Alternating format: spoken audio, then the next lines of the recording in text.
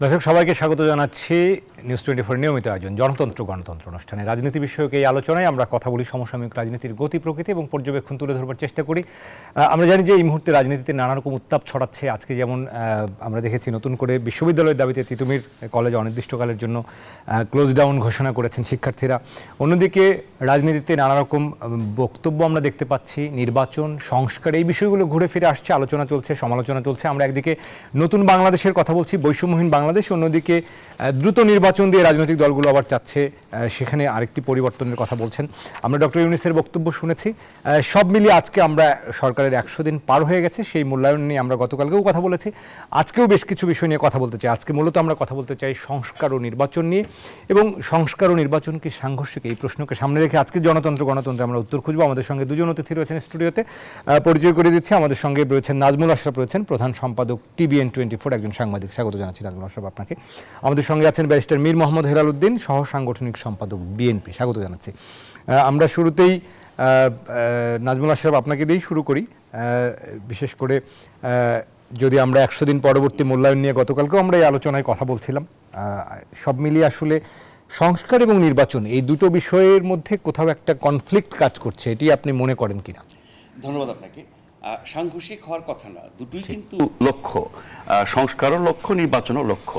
এখন কোন লক্ষ্য কখন বাস্তবায়ন করব, সংস্কার কি কি বিষয়ে কত দিনে করব এবং নির্বাচন কখন করব, এই জায়গাগুলো নিয়েই তো বিতর্ক মূলত। ফলে দুটোই প্রয়োজন, দুটোই করা দরকার, সবাই সেটি চায়, সরকারও চায়, রাজনৈতিক দলগুলো চায়, সমাজের অন্যান্য শ্রেণী পেশার মানুষও চায়। কিন্তু সংঘর্ষটা তখনই দেখা দেয় যখন সংস্কার কতখানি এবং কত দিনে এবং নির্বাচন কখন এবং কিভাবে, এই জায়গাগুলো নিয়েই কিন্তু মূলত বিরোধ। আমরা 100 দিন উপলক্ষে প্রধান উপদেষ্টা ডক্টর মোহাম্মদ ইউনূসের যে বক্তব্য শুনলাম, সেখানে তিনি অনেকগুলো তথ্য দিয়েছেন, অনেকগুলো ধারণা দিয়েছেন। আবার ওনার পুরো বক্তব্য, একই সাথে আল জাজিরার তার একটা বিশেষ সাক্ষাৎকার, এই সবগুলো মিলিয়ে দেখলে পরে কিছুটা বিভ্রান্তি দেখা দেয়। বিভ্রান্তিটা হয় কোন জায়গায়, যে সংস্কার আমরা কত দিনে কতটুকু করব, কবে শেষ করব, সেই সংস্কার কারা বাস্তবায়ন করবে, এই সরকার কতটুকু করবে, পরবর্তী নির্বাচিত সরকার কতটুকু করবে, এবং সংস্কারের এই যে যাত্রা, তার পাশাপাশি নির্বাচনের প্রস্তুতি। তিনি বলেছেন কয়েকদিনের মধ্যে নির্বাচন কমিশন গঠন করা হবে এবং সংস্কারগুলোর ব্যাপারে সিদ্ধান্ত হলে পরে রোডম্যাপ ঘোষণা করা হবে। এই জায়গাগুলো কিন্তু অস্পষ্ট এই অর্থে, তাহলে কত দিনে কবে নির্বাচন? এখন যদি কেউ বলে যে নির্বাচনের জন্য কি রাজনৈতিক দলগুলো পাগল হয়ে গেছে, বিএনপি কি খুব বেশি ব্যস্ত হয়ে গেছে? নির্বাচনটাই তো সবার কাঙ্ক্ষিত লক্ষ্য হওয়া উচিত, এবং এই যে রাজনৈতিক পট পরিবর্তন, এবং রাজনৈতিক দল হিসেবে তারা এটা চাইবে, এটাই স্বাভাবিক। এখন ডক্টর মোহাম্মদ ইউনূসের বক্তব্যের অনেকগুলো পয়েন্ট নিয়ে বলা যায়। আমি যদি এই সংস্কার, নির্বাচন এবং রাজনৈতিক দলের চাওয়ার ব্যাপারে, তিনি বলেছেন যে ওনারা সংস্কার একটা পর্যায়ে করে নিয়ে তারপরে নির্বাচন করতে চান, আবার সেই প্রক্রিয়াও চলতে থাকবে, সেই নির্বাচন পিছিয়েও যেতে পারে সংস্কারের কারণে, এবং এই সরকারের মেয়াদ কতখানি হবে সেটি নিয়ে আল জাজিরার ইন্টারভিউতে তিনি বলেছেন, যা বলেছেন তার অর্থ এই দাঁড়ায় যে 4 বছর হতে পারে, সর্বোচ্চ 4 বছর হতে পারে। আবার বলেছেন যে এই সংস্কারের জন্য সময় কিছুটা বেশিও লাগতে পারে। আবার বলেছেন রাজনৈতিক দলগুলো এবং জনগণ যদি চায় তাহলে সংস্কার বাদ দিয়ে নির্বাচনের পথেই যাবেন। অনেক রকমের বক্তব্য বা তথ্য আছে ওনার কথার মধ্যে। আপনি এক একটার সাথে এক একটা যদি পাশাপাশি মেলাতে চান তাহলে একটু বিভ্রান্তি আসবে যে তাহলে কোনটা বোঝাতে চেয়েছেন। সব মিলিয়ে যদি বলি তাহলে অস্পষ্টতা আছে। তাহলে কি এই অন্তর্বর্তী সরকার 4 বছর পর্যন্ত সময় নেবে এই কাজগুলো করতে? 4 বছরে কি আমূল সংস্কার করা সম্ভব? 4 বছর পর্যন্ত কি জনগণ অপেক্ষা করবে নির্বাচনের জন্য?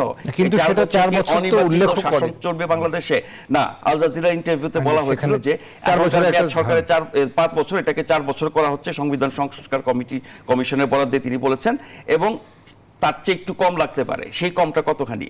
4.5 বছর, 3.5 বছর, না 3 বছর, জানি না। ফলে নির্বাচনী রোডম্যাপ এবং একটা লক্ষ্যমাত্রা ঘোষণা করা সংস্কারের ব্যাপারে এবং নির্বাচনের ব্যাপারে, এই সীমারেখা, সময়সীমা আগ-পাছ হতে পারে। এখন আরেকটা কথা যেটা বলেছেন যে জনগণ এবং রাজনৈতিক দল চাইলে, জনগণ কি চায় আমরা তো এখন জানতে পারছি না। আমরা তো গণভোট করছি না, নির্বাচনও করছি না, জনমত জরিপও করছি না। জনগণের প্রতিনিধি হিসেবে রাজনৈতিক দলগুলোর কথা যদি বলি, তার মধ্যে সবচেয়ে বড় রাজনৈতিক দল হচ্ছে বিএনপি। তো বিএনপি তো সংস্কারের কথাও বলছে, নির্বাচনের কথাও বলছে, কিন্তু নির্বাচনের একটা স্পষ্ট রূপরেখা ওনারা চাইছে, সেটা চাইতেই পারে। এখন রাজনৈতিক দলগুলো চাইলে এখন ধরেন বিএনপি সহ অন্য যারা রাজনৈতিক দল এখন সক্রিয় আছে তাদের মধ্যে সবচেয়ে বড় দল বিএনপি, তাহলে সকল দল মিলে চায় কিনা? এখন পর্যন্ত তো কোনো দলের পক্ষে আমরা শুনি নাই যে তারা নির্বাচন চায় না। কবে, কখন, কিভাবে, সংস্কার কতখানি হয়ে, এটা নিয়ে তো বিরোধ। এখন নির্বাচনের ব্যাপারে বিএনপি যে একটা সুস্পষ্ট রূপরেখার সময়সীমা ধারণা চাইছে, সেটা যদি ধরে নিয়ে আমরা রাজনৈতিক দলের চাওয়া, বাকি সব দল মিলিয়ে তো বিএনপির 1/4 হবে না। ফলে বিএনপি চাওয়াটাকে যদি আমি রাজনৈতিক দলের চাওয়া ধরি, তাহলে সেই জায়গাটিতে তাহলে ডক্টর ইউনূস নিশ্চয়ই বলতে পারেন এখন যে এরকম একটা সময়সীমা আমরা দেব। নির্বাচনী রোডম্যাপ, আপনার নির্বাচনী যাত্রা শুরু হয়ে গেছে, ট্রেন চলছে, আমরা লাইন বসাবো, এগুলো মানে আলংকারিক কথাবার্তা, কিন্তু জিনিসটা স্পষ্ট হচ্ছে না। যতদিন না স্পষ্ট হচ্ছে সংস্কার এবং নির্বাচনের, তাহলে এই দুটাকে সাংঘর্ষিকই মনে হবে, বা ওই আশঙ্কা বা মানে আশঙ্কার কথাই বলবো, মানুষ ভাবতেই পারে যে সংস্কারের নামে কি এই সরকার বহুদিন ক্ষমতায় থাকতে চায় কিনা। ঠিক, আপনার কাছে আবারও আসবো, কিন্তু আমরা দেখেছি যে এই যে পরিস্থিতি, এই পরিবর্তিত পরিস্থিতি, আমরা 2 মাস না যেতেও কিন্তু দেখেছি এখানে বিএনপির নেতাকর্মীরা, সেটা রুহুল কবির রিজভী থেকে শুরু করে গয়সরাই চৌধুরী থেকে শুরু করে, তারা কিন্তু নানা রকম মন্তব্য করে গেছেন সরকারের সমালোচনা, এবং একই সঙ্গে নির্বাচন নিয়ে তারা নানা রকম কথা বলে গেছেন। নির্বাচনের একটা চাপ আসলে রাজনৈতিক দলগুলো রয়েছেও, কিন্তু আবার কেউ কেউ বলেছেন যে 2 মাস বা 3 মাস কি যথেষ্ট সময় এই ধরনের চাপ তৈরি করবে? একটা লাইন শুধু যুক্ত করি, কেন আশঙ্কা?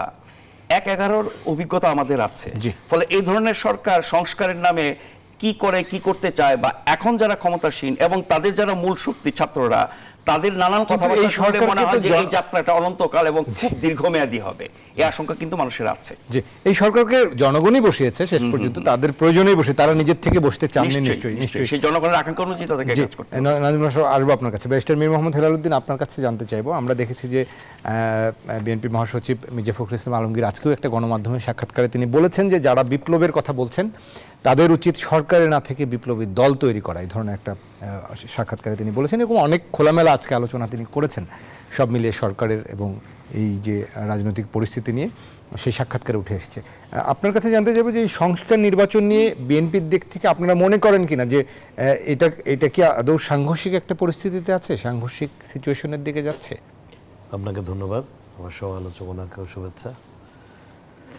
আসলে 5ই অগস্ট 2024-এর যে পট পরিবর্তন হয়েছে, বাংলাদেশের সামগ্রিকভাবে কিছু পরিবর্তনের বাতাস বইতে শুরু করেছে। কিন্তু একটা জিনিস মাথায় রাখতে হবে, এই যে আজকে যে এইটাকে আপনি আপৎকালীন সরকারই বলেন, অন্তর্বর্তীকালীন সরকারই বলেন, যেই সরকারই বলেন, ওনাদের মূল দায়িত্বটা ছিল বাংলাদেশে যে অবস্থা তখন ছিল, কারো না কারো হাতে এই শাসনভারটা দেওয়াটা খুব প্রয়োজনীয় ছিল, যাতে আগামীতে একটি সুষ্ঠু নির্বাচনের দিকে বাংলাদেশ যেতে পারে এবং জনপ্রতিনিধিদের হাতে আবার রাষ্ট্রীয় বা রাষ্ট্রের দায়িত্ব ফেরত দেওয়া যায়। এই প্রক্রিয়া যেতে হলে আমাদের যেই লুপহোলসগুলো ছিল আমাদের প্রসেসে, ধরেন নির্বাচন কমিশনে, পুলিশ প্রশাসনে, জুডিশিয়ারিতে, সিভিল অ্যাডমিনিস্ট্রেশনে, এগুলার কিছু রদবদল বা পরিবর্তন দরকার, এবং কিছু কিছু ক্ষেত্রে কিছু আইনেরও সংশোধন বা পরিমার্জন বা পরিবর্ধন দরকার।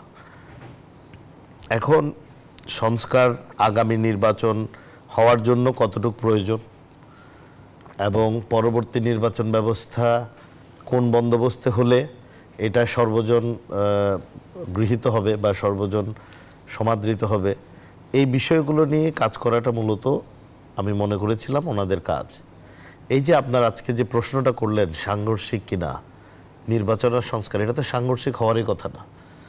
যে আমার সমালোচক উনি যে বললেন, দিজ আর টু গোলস, এই দুটাই তো আমাদের লক্ষ্য, সংস্কারও করতে হবে, নির্বাচনও করতে হবে। তো এখন ওই শেখ হাসিনার টোনটা অনেকে একটু রিফ্লেক্টেড হয় যে ডেভেলপমেন্টের অল্টারনেট কি ডেমোক্রেসি কিনা। তো এই জায়গাটাতে মনে হয় আর যাওয়াটা উচিত হবে না, কারণ 5ই অগস্ট যদি কেউ মনে করে থাকে এটা শুধুমাত্র রাজনৈতিক দল আর রাজনীতিবিদদের জন্য প্রযোজ্য, আমার তো এটা মনে হয় না। আমার মনে হয় 5ই অগস্ট পুরো বাংলাদেশে যতজন আছে 18 কোটি বাংলাদেশিদের জন্যই this is a very strong learning point, যে ক্ষমতা কুক্ষিগত করে রাখলে বাংলাদেশের একটা পর্যায়ের পরে সেটা টলারেট করে না, and the result is very very very harsh, যদি আমি ওইভাবে বলি, খুবই ফলাফলটা খুবই, দেখেন শেখ হাসিনার মতো একজন নেত্রী, যে উনি একটা দলের নেতৃত্ব দিয়েছেন, সভানেত্রী এখনো আছেন, তো ওনার পালাতে বাধ্য হয়েছেন, এবং এটা বাংলা ইতিহাসে কিন্তু 880 বছর পরে ঘটেছে। তো যেই মানুষটার 17 বছরের রাষ্ট্রের উপর তার গ্রিপ ভালো ছিল, প্রতিটি যন্ত্র তার কন্ট্রোলে ছিল, হঠাৎ করেই তো ওনার পালাতে বাধ্য হলো। তো এইটা আমাদের সবার জন্য একটা লার্নিং স্টোন হিসেবে আমার মনে হয় ধরে নেওয়া উচিত। রাজনৈতিক দলগুলো, প্রতিটি রাজনৈতিক দল এবং বৃহত্তম রাজনৈতিক দল হিসেবে বাংলাদেশ জাতীয়তাবাদী দল ডে ওয়ান থেকেই এই সরকারকে উইদাউট এনি হোল্ডস বার, মানে আমরা একদম মানে তাদেরকে সর্বাত্মক সহযোগিতা করেছি, এখনো আজকের দিন পর্যন্ত করছি। কারণ আমরাও চাই এই সরকারটা যেহেতু জনগণ কর্তৃক নির্বাচিত একটি সরকার বা মনোনীত একটি সরকার, এই সরকার সাকসেসফুল হোক। না হলে তো আগে যেমন মানুষ বলতো যে রাজনৈতিক দলগুলোর উপর আস্থা কমে যাচ্ছে, এখন তো বলো অন্তর্বর্তীকালীন সরকারের উপর আস্থা কমে যাচ্ছে, বা নিরপেক্ষ নির্দলীয় সরকারের উপর আস্থা কমে যাচ্ছে। বাংলাদেশের শাসনভার বা বাংলাদেশের রাষ্ট্র পরিচালনা করাটা খুব সহজ কাজ না। বাংলাদেশের মানুষের সবসময় একটি সংগ্রামের ইতিহাস আছে, বিপ্লবের ইতিহাস আছে, অনেক বড় বড় ঘটনা আমরা দেখেছি। বাংলাদেশিরা চুপ করে বসে আছে, আবার অনেক খুব ছোট একটা স্পার্কে কিন্তু অনেক বড় কিছু হয়ে গেছে। আপনি 52 ভাষা আন্দোলন থেকে 71 থেকে 90 গণঅভ্যুত্থান থেকে নিয়ে যদি 2024 পর্যন্ত আসেন, এখানে কোনোই ভাবার কারণ নাই বাংলাদেশিদেরকে আপনারা একটা সবক কেউ দিয়ে দিবেন আর ওনারা এটা পড়ে নিয়ে এটা নিয়ে বাসায় নিয়ে ঘুমায় যাবে, এটা না। আর রাষ্ট্র পরিচালনা করতে হলে জনগণের মনের ভাষাটা বুঝতে হয়। এখন যারা রাষ্ট্র পরিচালনার দায়িত্বে আছেন, দে আর ভেরি প্রফেশনাল পিপল।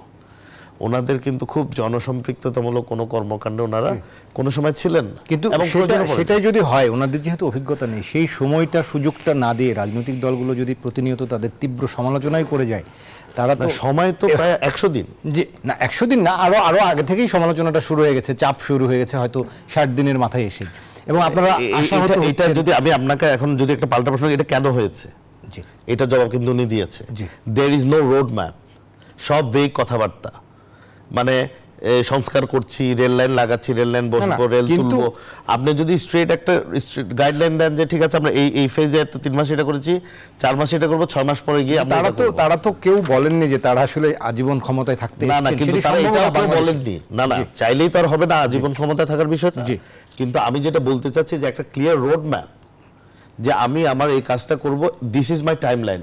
ওনারা যারা কোম্পানির মালিক এখানে আছেন বা যারা এনজিও করছেন, তাদের তো একটা টার্গেটেড টাইম আছে। এমন তো না যে ওনারা কোনো একটা প্রজেক্ট নিলেন, ফেলে রাখলেন, 6 মাস পর 1 বছর পর বললেন ও আচ্ছা এটার কি অবস্থা, এমন তো না। There is time line to everything. আপনি টক শোটা শেষ করবেন, আপনি 40 মিনিটে শেষ করবেন, 50 মিনিটে শেষ করবেন। তা এখন আপনি যদি আমাকে এটা বলতে থাকেন, আমি বলতে থাকি, আপনি বলতে থাকেন, এটা 2 দিন যাবে না। কিন্তু একটা কাজ আপনি করছেন, আপনাকে যদি আমি সারাক্ষণ সেই ডেডলাইন নিয়ে সারাক্ষণ বারবার বলতে থাকি, তার তো সেটাও তো এক ধরনের একটা পরোক্ষ চাপ। তার চাপ মাথায় নিয়ে তো আপনি ক্ষমতাটা নিয়েছেন। আপনি তো এটা মনে করেন না আপনি বসবেন, ইটস লাইক ইউর অফিস, মানে আপনার ফাইলগুলো রেগুলারলি আনছে, আপনি সাইন করে দিচ্ছেন, অ্যাকাউন্টস অ্যাপ্রুভড হচ্ছে, এইচআর থেকে পাঠাচ্ছে, এরকম তো না। এই ইউর রানিং এ কান্ট্রি যেটা বিরাট একটা ডিজাস্টার থেকে উঠে এসছে। এবং রাজনৈতিক দলগুলো, আমি আবারও বলি, যতগুলো প্রাকৃতিক দুর্যোগ হয়েছে, বন্যা থেকে নিয়ে যে ঘটনা হয়েছে, এবং যখন দেশে কোনো আইন শৃঙ্খলা রক্ষার বাহিনী ছিল না, দুর্গাপূজা, প্রতিটি জায়গায় তো এখানে তো তাদের হাতে আসলে আলাদিনের চেরাগও নেই। দেশে যে পরিস্থিতিগুলো হয়েছে, তো এখন আমাদের প্রত্যাশার চাপটা তাদের কাছেও রয়েছে। সেই জায়গায় আমাদের কোথাও মনে হচ্ছে কিনা যে আপনারা আশাহত হচ্ছেন কিনা, যে এই 100 দিনে যদি মূল্যায়ন বলা হয়, আপনারা কি প্রধান উপদেষ্টার সেই বক্তব্যে আশাহত হয়েছেন? তার প্রতিক্রিয়া এর মধ্যেই বিএনপির নেতাকর্মীরা বলেছেনও। না, আশাহত না, আমরা বিভ্রান্ত হয়েছি। জি, বিভ্রান্ত এবং আশাহতের কথা উঠে এসছে। আশাহতটা এটা ভেরি, আমার মনে হয় এটা কোনো পলিটিশিয়ানের জন্য একটা পজিটিভ ওয়ার্ড না, বাট আশাহত হতেই পারে, জনগণ আশাহত হতে পারে। But as a political activist I am bit confused যে আসলে মানে কি। উনি এখানে বললেন 1.5 বছর, ওখানে বলছেন 4 বছর থেকে কিছু কম সময় লাগতে পারে। মানে ধরেন ভেগ ফিলোসফিক্যাল স্টেটমেন্ট কিন্তু ডিফারেন্ট। রাষ্ট্র পরিচালনায় সামথিং মাস্ট বি কনক্রিট। তাহলে জাতীয় তো বিভ্রান্ত যে এরা কি থাকবে, যাবে, এই কথাটা আসবেই কেন? সংস্কার তো ম্যান্ডেটরি। আপনি কি আগের শাসন ব্যবস্থায় গিয়ে আপনি সুস্থ নির্বাচন হবে না? তাহলে এটা পরিবর্তন দরকার। আবার এটাও মাথায় রাখতে হবে, আজীবন যেমন ওনারা ক্ষমতায় থাকবে না, কোনো না কোনো একটা সময়ে একটি নির্বাচিত সরকারের কিন্তু এই সমস্ত কর্মকাণ্ড বৈধতা দিতে হবে, যত ইনডেমনিটি পাস করেন। এগুলো আমরা অনেকবার দেখেছি বাংলাদেশে। এটা মাথায় রেখে কাজ করা দরকার। জি নিশ্চয়ই। আমরা যেটা বলবো, নাজমুল্লাহ সাহেব আপনার কাছে ছোট্ট করে যদি জানতে চাই যে সব মিলিয়ে যে পরিস্থিতি আসলে তৈরি হয়েছে সেখানে নিঃসন্দেহে একই সাথে আমরা কিন্তু জানুয়ারিতে অনেকগুলো নির্বাচন যে কমিশনগুলো গঠন করা হয়েছে তার অনেকগুলো ফিডব্যাক আমরা জানতে পারবো জানুয়ারিতে গিয়ে। হোয়াইট পেপার কমিটি করা হয়েছে, সেটি 1 ডিসেম্বরে আমরা তাদের একটি রিপোর্ট পাবো। আমরা তো অ্যাটলিস্ট ডিসেম্বর জানুয়ারি পর্যন্ত এই সরকারকে সর্বাত্মক সহযোগিতার মনোভাবটা দেখানো যেত না। অসহযোগিতা কেউ করছে না। সরকারের কথা এবং কাজে কিছু প্রশ্ন দেখা যায় মানুষের মাঝে, এবং সরকারের যারা মূল শক্তি আন্দোলনকারী ছাত্ররা, বৈষম্যবিরোধী ছাত্র আন্দোলন, তাদের বিভিন্ন তৎপরতায় অনেক প্রশ্ন মাথায় আসে, তখনই ওই প্রতিক্রিয়াগুলো আসে। এটা কোনো চাপ না। এখন পর্যন্ত কোনো রাজনৈতিক দল, এমনকি অরাজনৈতিকভাবে যদি বলি গোটা জনগোষ্ঠী, কেউই কিন্তু এই সরকারকে অসহযোগিতার কথা বলছে না বা সরকারের বিরোধিতা করছে না, এবং সরকারকে এখনই চলে যেতে হবে, এখনই নির্বাচন দিতে হবে, এখনই সবকিছু করতে হবে, এরকমটা বলছে না। পরাজিত শক্তি ছাড়া বাকি সবাই কিন্তু এই জায়গাটা একমত যে এই সরকার সবার প্রত্যাশিত সরকার, বড় ধরনের একটা আপনার পরিবর্তনের মধ্য দিয়ে তারা এসেছেন। সেই গণঅভ্যুত্থানের ফলে মানুষ আগের সরকার, আগের রাষ্ট্র, আগের ব্যবস্থা, আগের রাজনীতি, আগের সবকিছুতে ফিরে যেতে চায় না, তার চেয়ে ভালো কিছু চায়। সেই ভালোটা করার একটা ভিত্তি তারা তৈরি করে দেবেন, সুযোগও তৈরি হয়েছে। সেই সুযোগটা যাতে হাতছাড়া না হয়, প্রধান উপদেষ্টা সেটা বারবার বলছেন, খুবই সঠিক কথা। যে বিরূপ পরিস্থিতিতে দায়িত্ব নিয়েছেন এবং এই 100 দিনে যা কিছু করেছেন, আমরা হয়তো নির্বাচন, সংস্কার বা রাজনৈতিক বিষয়গুলো নিয়ে অনেক বেশি আলোচনা করি, কিন্তু এরকম একটি পরিবর্তনের ফলে দেশে কোনো সরকার ছিল না, চরম নৈরাজ্যকর অবস্থা, সেই জায়গা থেকে স্বাভাবিক অবস্থায় নিয়ে এসে আস্তে আস্তে আমাদের যে অবস্থা ছিল, অর্থনৈতিক খাতে আমি বলবো সবচেয়ে বড় সাফল্য এই সরকার এখন পর্যন্ত দেখিয়েছে। অন্যান্য খাত আস্তে আস্তে নিয়ন্ত্রণ করছে। ফলে আমি বলছি যে অন্য সব সাফল্যের পাশাপাশি এই সংস্কার রাজনীতি, যেটা নাকি সব খাতকে কভার করে, সেই জায়গাটিতে যদি অস্পষ্টতা থাকে, মানুষের সন্দেহ বাড়বে। এবং এই অস্পষ্টতার কারণ আবারও বলছি, তাদের কথা এবং কাজ, এবং তাদের যারা মূল শক্তি মাঠে, যাদের অনেক হুঙ্কার হুমকি দামকি আমরা শুনি, তাদের কারণে মানুষের মধ্যে এই বিভ্রান্তিটা আসে। আর আপাতত শেষ কথা বলি, সংস্কার এবং নির্বাচনের যদি আপনি লক্ষ্যমাত্রার রূপরেখা সময়সীমা না দেন, তাহলে সন্দেহ বাড়বে, এটাতে কোনো সন্দেহ নাই। আর কেন সেটা আপনি করবেন না? যে কোনো একটা কাজ, ছোট্ট একটা কাজ করলেও আপনি একটা পরিকল্পনার আওতায় করেন যে আমি এটা 3 দিন এটা করবো, 4 দিন এটা করবো, না পারলে 5 দিনে করবো, 5 দিনে না পারলে সবার অনুমতি নিয়ে আমি 6 দিনে করব, কিন্তু আমি কোনো লক্ষ্যমাত্রা ধার্য করছি না।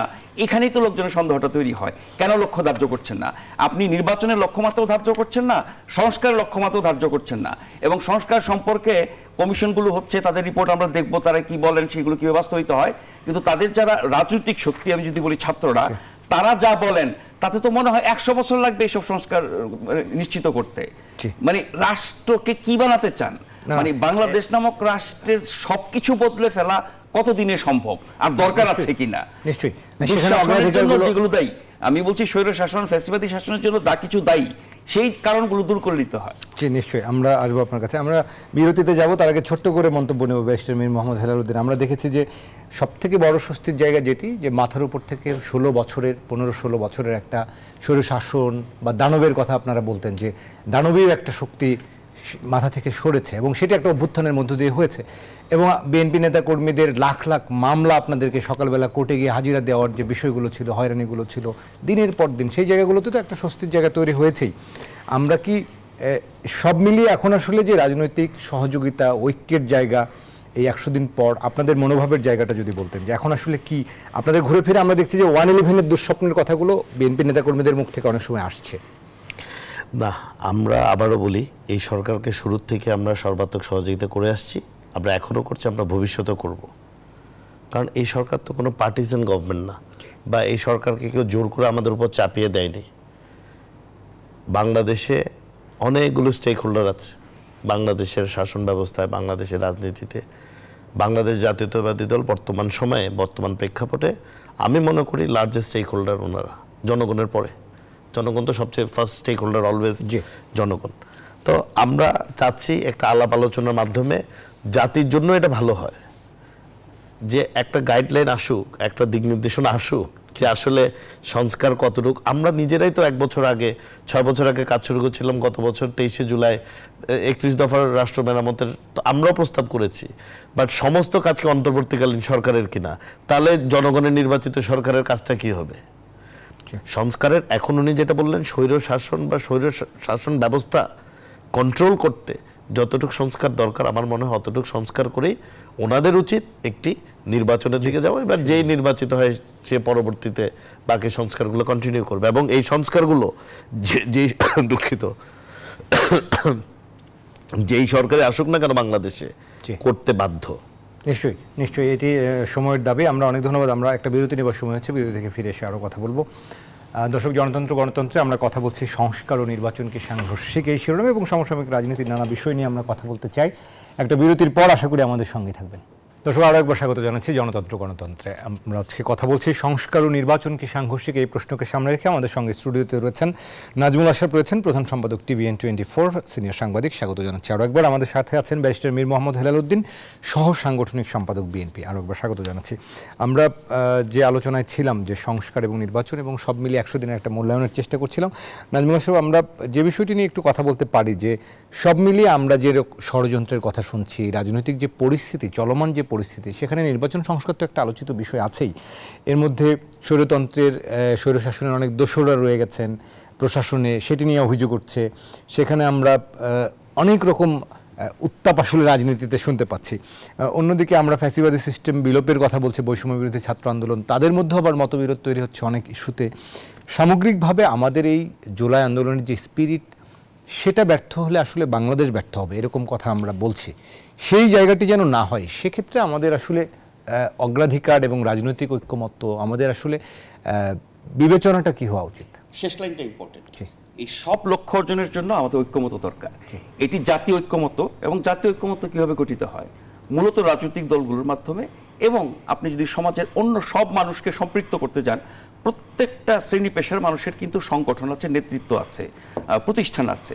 ফলে আপনি সবাইকে নিয়ে যদি একটা সিদ্ধান্ত নেন জাতীয় ঐক্যমত্যের ভিত্তিতে, সেটি টেকসই হবে। এবং এই সংকট মোকাবেলা করা, এই যে গণ অভ্যুত্থান পরবর্তী বাস্তবতা, দেশকে আবার নতুন করে গড়ে তোলা, ফ্যাসিবাদী এবং স্বৈরতান্ত্রিক ব্যবস্থায় যাতে কোনো দল আর কখনো ফেরত যেতে না পারে, তার জন্য কিছু সংস্কার করা, এবং সুষ্ঠু নির্বাচনের মাধ্যমে জনগণের ক্ষমতা জনগণের হাতে ফিরিয়ে দেওয়া এবং তাদের নির্বাচিত প্রতিনিধিরা দেশ শাসন করবে, সেই ব্যবস্থায় ফিরে যাওয়া। এই সব কিছুর জন্য ঐক্যমত্য দরকার। শুধু এই সরকারের উপর সবকিছু চাপালে হবে না। এই সরকার যেমন সবার ইচ্ছা পূরণ করতে এসেছে, সবার ইচ্ছা মাফিক এসেছে, এবং সবার ইচ্ছা অনুযায়ী চলছে এবং চলার কথা বলছে। তো সবার ইচ্ছার অনুযায়ী চলতে গেলে তো আমাকে সবাইকে সাথে নিতে হবে। না, দাবি দেওয়ার চাপ ধরেন আমরা দেখি রাজনৈতিকভাবে বা রাজনৈতিক দলগুলো মাঠে ময়দানে নেমে এই সে দাবি জানাচ্ছে তা না। রাজনৈতিক দলগুলো বিভিন্ন বিষয়ে মানুষই আসলে যাচ্ছে, হ্যাঁ, কিন্তু বিভিন্ন শ্রেণীর মানুষ, বিভিন্ন পেশার মানুষ, এমন সংগঠন যাদের নাম কখনো শুনি নাই, তারা মাঠে নেমে পড়ছে। হয়তোবা পরিবেশটা উপযোগী মনে করছে, হয়তোবা ভাবছে যে এই সরকার তাদের দাবি মানবে, হয়তোবা ভাবছে যে এখনই সময় সুযোগ, দুর্বল সরকার, অরাজনৈতিক সরকার আছে, কেউ কিছু বলবে না। কদিন আগেও মাঠে নামলে মারধর খেতে হতো, মামলা খেতে হতো, সেই ভয় নাই, নানান কারণে মাঠে নামছে। তারপরে আবার বলি, ষড়যন্ত্র তো আমরা রাজনীতিতে অনেক বেশি শুনি, কিন্তু ষড়যন্ত্র তো বাস্তবেও আছে। ফলে যারা পরাজিত হয়েছে, পতিত হয়েছে, পলাতক রয়েছে, তারা নানান বেশে নানান রূপে এসে ষড়যন্ত্র করবে, পরিস্থিতি খারাপ করার চেষ্টা করবে, দেশে বিদেশে নানান তৎপরতা চালাবে, সেই বাস্তবতা মাথায় রাখতে হচ্ছে। ফলে এই সকল সংকট মোকাবেলা করার জন্য ঐক্যমতের কোনো বিকল্প নাই। একটি কথা আমি এই সরকার আসার পর থেকে প্রতিনিয়ত বলছি, আরও অনেকে বলছেন, দরকার ছিল একটি জাতীয় সরকার, সেটি আমরা করি নাই। এখন ঠিক আছে, একটি অরাজনৈতিক সরকারকে আমরা ক্ষমতায় বসিয়েছি, তারা যাতে জাতীয় ঐক্যমতের ভিত্তিতে, অন্তত রাজনৈতিক দলগুলোর সাথে ঐক্যমতের ভিত্তিতে কাজগুলো করেন, তাহলে কাজ অনেক সহজ হয়ে যাবে, সহযোগিতাটা অনেক বেশি পাবে রাজনৈতিক দলের সাথে। কিন্তু আমরা নানান ক্ষেত্রে দেখি রাজনৈতিক দলগুলোর সাথে এই ঐক্যের জায়গাটা দুর্বল হচ্ছে, অনেক ক্ষেত্রে বিরোধও তৈরি হচ্ছে। সেটা কেন হচ্ছে মনে করেন? আসলে এই কারণে হচ্ছে, রাজনৈতিক দলগুলো একভাবে ভাবেন, একরকমের প্রত্যাশা নিয়ে চিন্তা করেন, তারা মানুষকে নেতৃত্ব দেন, তাদের দলের নেতাকর্মীর বাইরেও সাধারণ মানুষের প্রত্যাশা তারা ধারণ করেন এবং সেভাবে তারা কাজ করেন। ফলে তারা যেভাবে দেশকে, মানুষকে বোঝেন, যারা অনির্বাচিত ব্যক্তি বা আমার আপনার মতো বিভিন্ন পেশায় থাকা মানুষ, আমরা সেভাবে মানুষ বুঝবো না। উনি রাজনীতি করেন, মাঠ পর্যায়ের মানুষের পালস উনি যেভাবে বোঝেন, তাদের চাহিদা যেভাবে পূরণ করেন, ওনার ঘরে বাইরে অফিসে আদালতে 24 ঘন্টা যেভাবে জনগণের ভিড় লেগে থাকে, ওই বাস্তবতা আমি আপনি ফেস করি না, ওই বাস্তবতা আমাদের উপদেষ্টারা ফেস করেন না। ফলে তাদের ভাবনা, তাদের চিন্তাটা কিন্তু একেবারে জনমানুষ কেন্দ্রিক। ওটাই হচ্ছে রাজনীতি।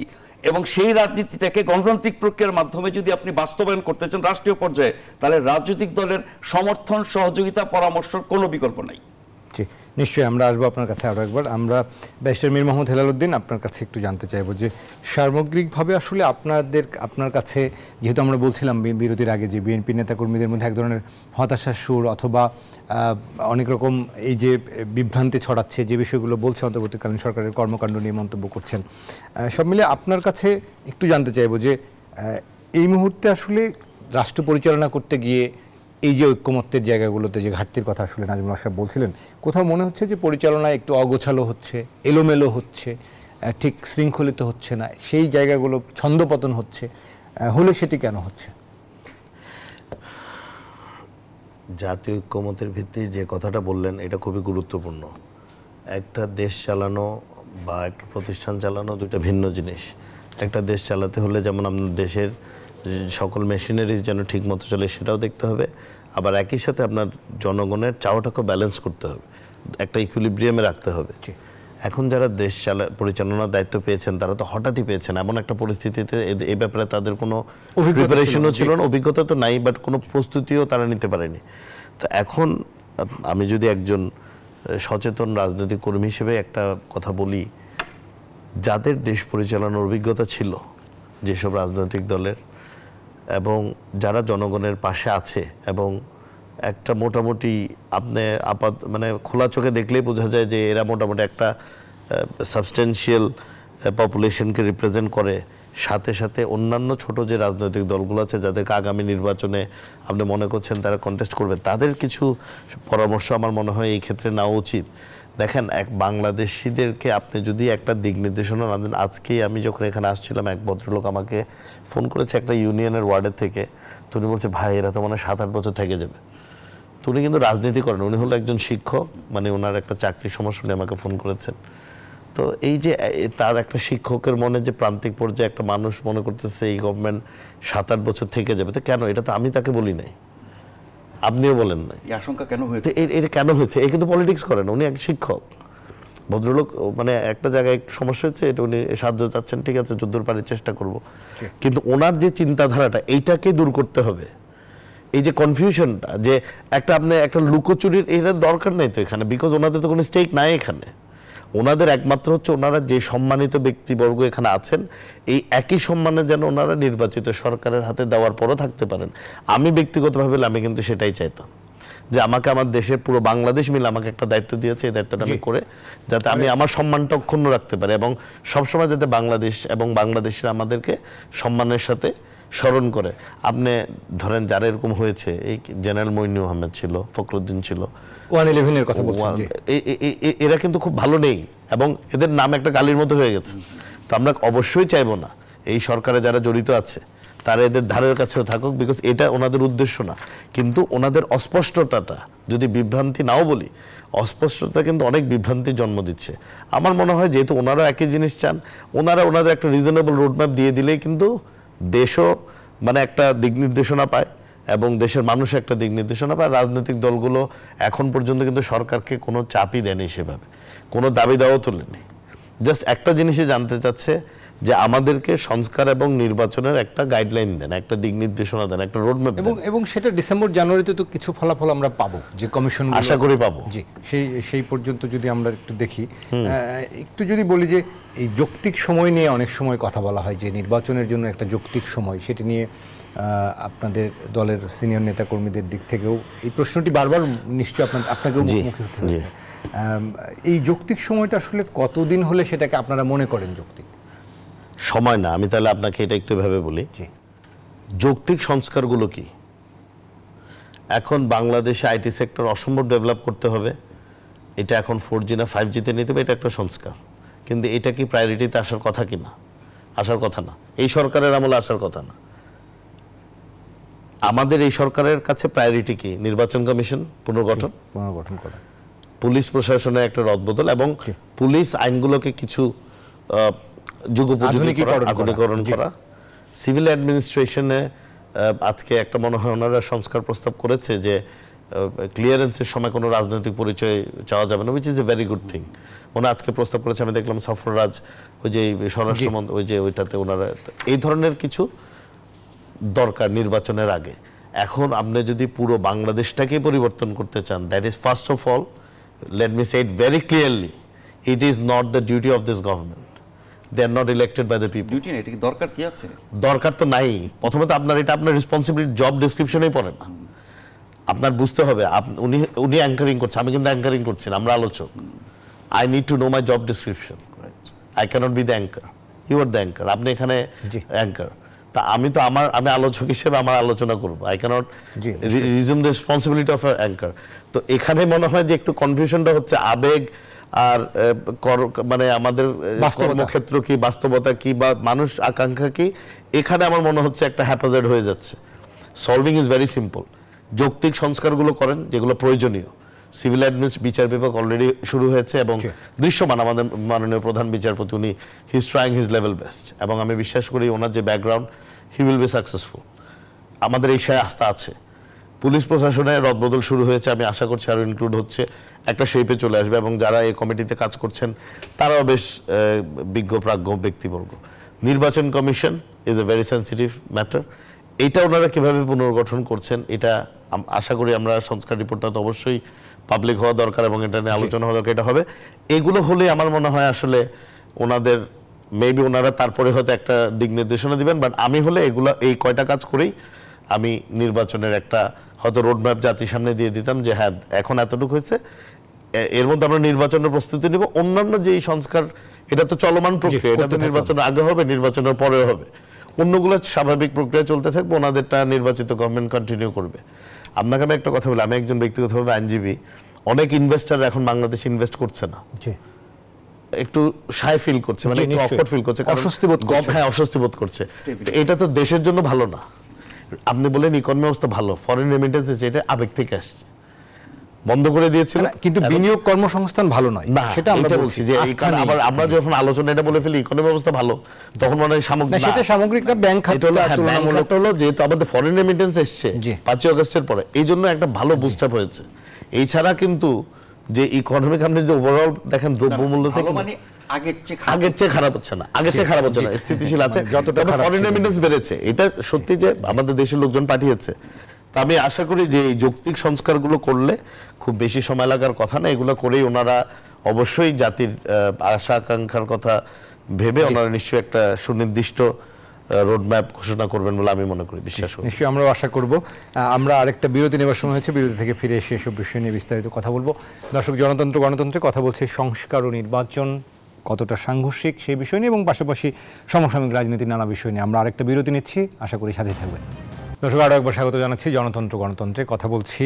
সংস্কার ও নির্বাচন কি সাংঘর্ষিক, এই প্রশ্নকে সামনে রেখে আমাদের সঙ্গে দুজন অতিথি রয়েছেন, নাজমুল আশরাফ রয়েছেন এবং ব্যারিস্টার মীর মোহাম্মদ হেলাল উদ্দিন। আরও একবার দুজনকে স্বাগত জানাচ্ছি।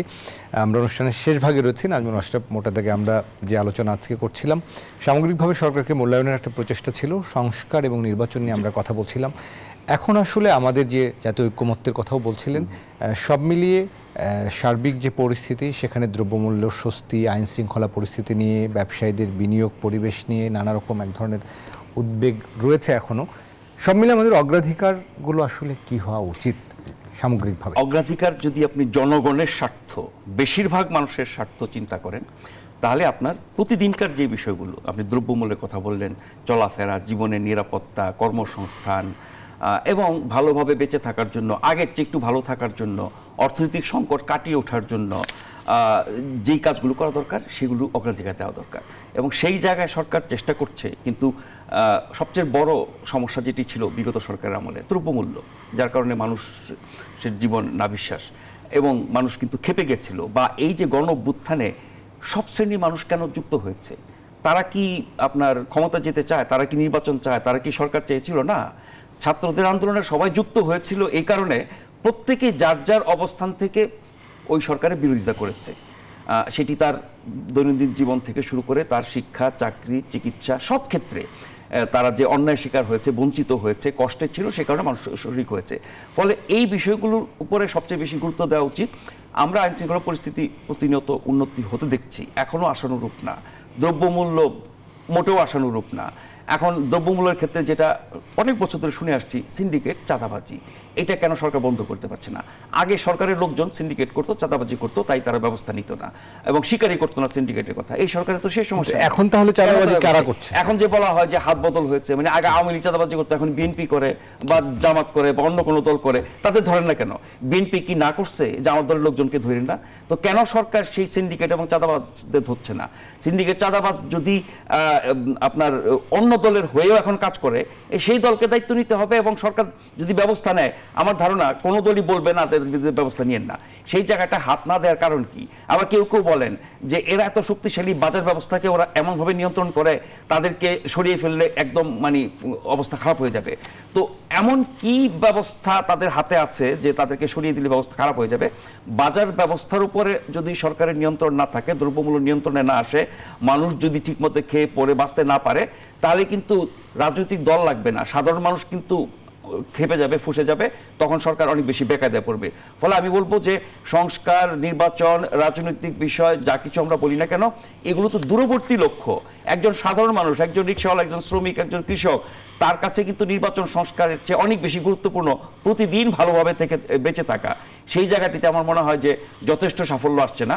এই সাফল্যের জন্য আবার বলি, এগুলো যেহেতু তৃণমূল পর্যায় থেকে শুরু করে সব শ্রেণী পেশার মানুষের সমস্যা, সেই সমস্যাগুলো কিন্তু এই সরকারের চেয়ে রাজনৈতিক দলগুলো অনেক বেশি বোঝে, তারা অনেক বেশি জনগণের সাথে সম্পৃক্ত। তাদেরকে সাথে নিয়ে কাজ না করলে হবে না। উপদেষ্টারা যত বিদ্বান, যত বুদ্ধিমান, যত আন্তর্জাতিক খ্যাতি সম্পন্ন হন না কেন, রাজনীতি এক জিনিস আর বুদ্ধিমত্তা এক জিনিস। শুধু বুদ্ধি দিয়ে রাজনীতি হয় না, আবার রাজনীতি করতে গেলে অন্য যা কিছু যোগ্যতা লাগে, এটা কিন্তু একজন ডক্টরেট ডিগ্রিধারী মানুষ, একজন ব্যারিস্টার, একজন আপনার বিজ্ঞানী, পণ্ডিত ব্যক্তিদের নাও থাকতে পারে। সবার জন্য সব কাজ না। ফলে আমি আবারও বলছি যে দেশের জন্য, মানুষের জন্য কাজ করতে হলে রাজনৈতিক দলের উপরে নির্ভর করা, তাদেরকে সাথে নেওয়া, তাদেরকে সহযোগিতা নিয়ে কাজ করার কোনো বিকল্প নাই। ওই জায়গাটিতে কেমন যেন আমরা সবসময় একটা মানে গ্যাপ বা ব্যবধান, না কেবল মনে হয় যে রাজনৈতিক দলগুলো একটা পক্ষ, সরকার একটা পক্ষ, জনগণ একটা পক্ষ। তা তো না। এই অভ্যুত্থানের ফলে তো সব পক্ষ এক হয়ে গেছিল। সেই ঐক্যটা কেন আবার ফিরে আনতে পারছি না? সেই ঐক্য কারা ফিরে আনবে? সরকার ফিরে আনবে, উদ্যোগী সরকার হবে। কালে ভদ্রে একদিন বৈঠক করলাম, আধা ঘন্টা কথা বললাম, এটা সেটা শুনলাম, চলে গেলাম, এরকম না। মানে প্রতিদিন প্রতিনিয়ত সকল কাজের ক্ষেত্রে যদি আমরা রাজনৈতিক দলগুলোকে জনগণের প্রতিনিধি হিসেবে বিবেচনা করে কাজ করি, সিদ্ধান্ত নেই, বাস্তবায়ন করি, তাহলে মানুষের স্বার্থ অনেক বেশি দেখার সুযোগ হবে। অসংখ্য ধন্যবাদ নাজিবুল মোশাররফ আপনাকে। আমরা অনুষ্ঠানের শেষ ভাগে ব্যারিস্টার মীর মোহাম্মদ হেলাল উদ্দিন, সহ সাংগঠনিক সম্পাদক বিএনপি, আপনার কাছে যে প্রশ্নটি রাখতে চাই, সব মিলিয়ে আমরা আসলে বিএনপির এখন এই সময়ে এসে আপনি বলছেন যে শেষ পর্যন্ত আসলে নির্বাচনের দিকে যাওয়াটাই একটা অগ্রাধিকার। তারপরেও বলবো যে রাজনৈতিক দলগুলোর মধ্যে ঐক্যমত তৈরি করবার আসলে আর কি কোনো বিকল্প আমাদের সামনে আদৌ আছে? না, ঐক্যমত, জাতীয় ঐক্যমত, রাজনৈতিক দলগুলোর ঐক্যমত এবং বাংলাদেশিদের ঐক্যমত। আমরা যদি ফ্যাসিবাদ সিস্টেমের সত্যিকারই বিলোপ চাই এবং আগামী দিনে একটা বৈষম্যহীন বাংলাদেশ চাই, ঐক্যবদ্ধভাবে কাজ করতে হবে এবং এককভাবে ক্রেডিট নেওয়ার চেষ্টা করাটা বন্ধ করতে হবে। এগুলো কোনো কিছু একজনে হয় না, এগুলো সবার সম্মিলিত প্রচেষ্টায় হয়েছে। ওই দ্রব্যমূল্য নিয়ে আমি একটু 30 সেকেন্ড বলি। এখন কোনো সিন্ডিকেটের কারণে দ্রব্যমূল্য বাড়ছে না। কি জন্য বাড়ছে আমি বলি, সাপ্লাই চেইনে ব্যাহত চাহিদা যোগানে আমাদের স্বাভাবিক। এটা কেন হচ্ছে এটা বলে দিই। ওই 5ই আগস্টের পরে কিছু কিছু ব্যাংকের বোর্ড চেঞ্জ হয়েছে না? জি, নিশ্চয়ই চেঞ্জ হয়েছে, নতুন নতুন চেয়ারম্যান বানাইছে। তো এরা আসলে কোনো ব্যাংকিং অভিজ্ঞতা নেই। যারা কিছু লোকের আছে, কিছু লোকের নাই। চট্টগ্রাম কেন্দ্রিক একটা ব্যাংকে নতুন বোর্ড আসছে, ও এসে এখন যেটা আমি দেখলাম এই পরিচালনা পর্ষদের কাছে আগের বোর্ডে যারা ছিল তারা যে সমস্ত ব্যবসায়ীদেরকে ফ্যাসিলিটি দিচ্ছে সব বন্ধ করে দিচ্ছে, একদম আমদানির স্বাভাবিকতাটা হারাচ্ছে। তাহলে কি হচ্ছে যে বিরাট বড় একটা ধাক্কা খেয়ে যাচ্ছে আমদানিতে। এখন যখন ডিমান্ডের চেয়ে সাপ্লাই কম, তো অবশ্যই ইনফ্লেশন হবে। এখানে তো সিন্ডিকেট কে করবে ভাই? পার্টি থেকে বহিষ্কার হচ্ছে, পুলিশে ধরে নিয়ে যাচ্ছে, আর্মি আছে, এখানে চাঁদাবাজি সিন্ডিকেশনের নাই। সমস্যাটা হচ্ছে এখানে। তাহলে এখন নতুন বোর্ডে যে আছে সেও তো আওয়ামী লীগের লোক। আমি তো এরকম দেখেছি শত শত জায়গায় সে পলিটিক্যাল প্রোগ্রাম অ্যাটেন্ড করেছে। তাহলে কিন্তু আওয়ামী লীগ চেঞ্জ হয় নাই, এক গ্রুপ গেছে আরেক গ্রুপ বসেছে। আপনি বিভিন্ন জায়গায় আপনি দেখবেন একই সিনারিও। তো ওই গড়পড়তা একটা রাজনৈতিক দলের উপর দোষ দিয়ে দিলাম, ওদের লোক এটা করছে দেখে এটা হচ্ছে, এটা কিন্তু না। আমরা এই গভর্নমেন্ট কোনো কিছু করেই যাচ্ছে না, করে যেতে হবে। সমস্যাটা স্পট করতে হবে। শুধু শুধু আপনি ব্যবসায়ীদেরকে বিভ্রান্ত করছেন, ব্যবসায়ীদেরকে হয়রানি করছেন, ওরা করে চুপচাপ টাকা নিয়ে বসে আছে। একদিকে তাদের লোনের বোঝা বাড়ছে, এটাও দেশের জন্য ক্ষতিকর, অন্যদিকে আমাদের যারা কমোডিটি ইম্পোর্ট করে তাদের ব্যবসায় ক্ষতিগ্রস্ত হচ্ছে, কমোডিটি আনতে পারছে না। এগুলো করার দরকার না, ব্যক্তিগত কোনো রেশারেশিতে না গিয়ে দেশের কথা ভাবতে হবে, দেশের জনগণের কথা ভাবতে হবে, নাহলে সবার জন্য মুশকিল হবে সামনে, আমি এটা মনে করি। জি, অসংখ্য ধন্যবাদ। আমরাও অনুষ্ঠান শেষ করতে চাই।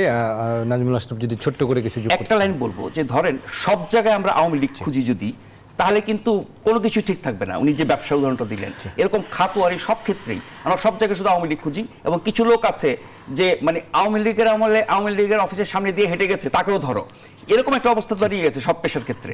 এইভাবে করতে গেলে কিন্তু গোটা সমাজ অস্থিতিশীল হয়ে যাবে এবং সরকারের পক্ষে কোনো কিছু সামাল দেওয়া সম্ভব হবে না। অসংখ্য ধন্যবাদ আপনাদের দুজনকে আমাদের আলোচনায় সময় দেওয়ার জন্য। আমরা আশা করব অন্তর্বর্তীকালীন সরকার এই বিষয়গুলো নিয়ে নিশ্চয়ই ভাবছেন এবং আগামীতে শেষ পর্যন্ত একটি সুন্দর পরিবেশের মধ্য দিয়ে জাতীয় ঐক্যমতের ভিত্তিতে এটি সুন্দর যে বৈষম্যহীন বাংলাদেশ সেটি নির্বাচনের মধ্য দিয়ে আসবে, সেই প্রত্যাশায় আজকে গণতন্ত্র আমরা শেষ করছি। আগামীকাল আবারও দেখা হবে নতুন অতিথি নিয়ে, নতুন বিষয় নিয়ে। আপনারা ভালো থাকুন, সুস্থ থাকুন, নিরাপদে থাকুন।